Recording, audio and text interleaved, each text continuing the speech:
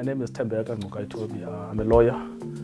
I studied a BProc and an LLB at the then University of Transkei. Well, UNITRA was actually my third choice, not my first choice. The problem was money, which led me to study at the University of Transkei. It was the only university that could accommodate my mother's financial predicament. I think at the time the fees were the lowest. I was at UNITRA in 1994. If you look at my student number, it's like 94 something, I can't even remember. And so we started right as apartheid was coming to an end, but it had not yet ended because apartheid only ended in April of 1994. So it was a period of great transition. And so there was a lot of excitement and I learned a lot actually being at UNITRA. I am Tebelele, a medical doctor, a graduate from the University of Transkei, which is now called WSU. I studied Bachelor of Medicine and Bachelor of Surgery. I'm part of the 1992 cohort. Vuyani, Jarana. I got to the University of Transkei as an adult night student. But obviously, I wanted to do medicine or chemical engineering before. But when I was doing matric, my father died, and he was a breadwinner. I was the last born, but the only man in the house. So tradition says you have to look after the family. So then UNITRA became the option for me because I got an apprenticeship with the post office, and then I learned about this night study thing. So which meant I could progress in university while still continue to work and support my broader family.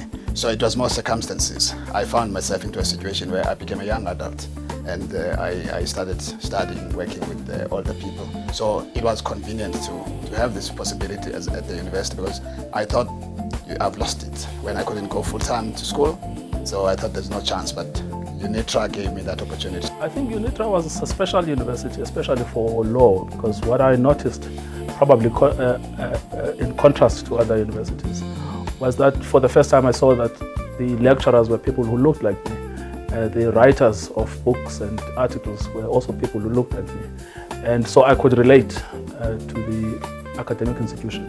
But the standards were actually high. It was a rigorous program and we had a high failure rate.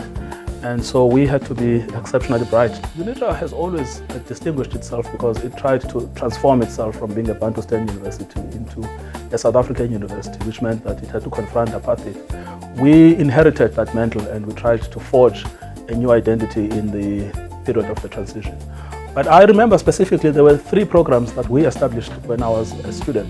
Firstly, we created the UNITRA Legal Aid Clinic, which is still operational. Secondly, we started the UNITRA Street Law Program, which is also still operational. And then thirdly, we started the UNITRA Community Radio, which is also still operational. So we saw ourselves as integrated to the community that we served. We are a group that started a program called Problem-Based Learning. And the reason we were part of that program is because the university was facing closure from the council and from a resource perspective. They thought were duplication or irrelevant. And geographically, people didn't know that we were doing anything credible there.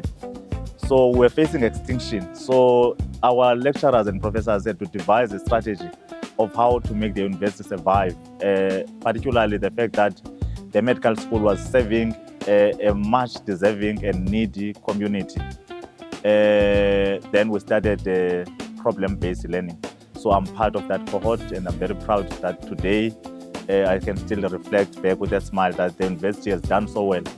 From 1985, the first group of students, which were just 9 students, but today the university is producing more than 120 graduates. And if we were to count from that year up until now, South Africa has been blessed to have credible, qualified doctors, generalists, specialists, and super specialists that you can count 2,200 from that university. UNITRA was deeply embedded in community programming. So especially in its outreach to technicons, as well as its outreach to some of the colleges. I remember what became the Transkei College had a deep interaction from the educator development with UNITRA at the time. But also in the primary healthcare space, a big outreach program, clinics, the concept of the tiers of healthcare delivery were deeply, where UNITRA was part of its architecture because a lot of us have, and I remember my home is at Puno, the Vigisville Health Center was birthed out of the UNITRA engagement with the healthcare department. So UNITRA was very active in community programming. There was the Transkei Appropriate Technology Unit that was deeply engaged with UNITRA. So you saw a university that understood the social dynamics, the sociology of living in the rural Transkei, and it sought to lift all the elements to improve livelihood. So that's what was my observation of how UNITRA was, deeply embedded in community, looking at specific intervention, whether it's in healthcare, whether it's in technology, finding appropriate technology that will address the social challenges of the people living in those communities. So I think top-notch community programming was key. One of my lecturers was Mande Samaya. She's now the Chief Justice. The other person who did teach me, I think it must have been an invitational lecture, was Justice Madlanga, who's retired as a judge of the Constitutional Court. The other person who taught me criminal law was Dumisan Sabeza, who became renowned as a TRC commissioner and a senior counsel. The list is endless. I can go on and on. I mean, the people that I was at university with, Dr. Tebelele was one person, who's also since in the medical field made great strides. We've produced the neurologists. They are all feeling umtata. There are many who have actually, UNITRA is now viewed like as an earth-moving equipment. There is no specialist that we have not produced it. And the nice thing is that most of them have returned. After all the traveling, the Department of Health was opening the fertility unit at Nelson Mandela Academic Hospital. How many hospitals in South Africa have got fertility units? Only 2. Now we're the 3rd one in terms of academic hospitals.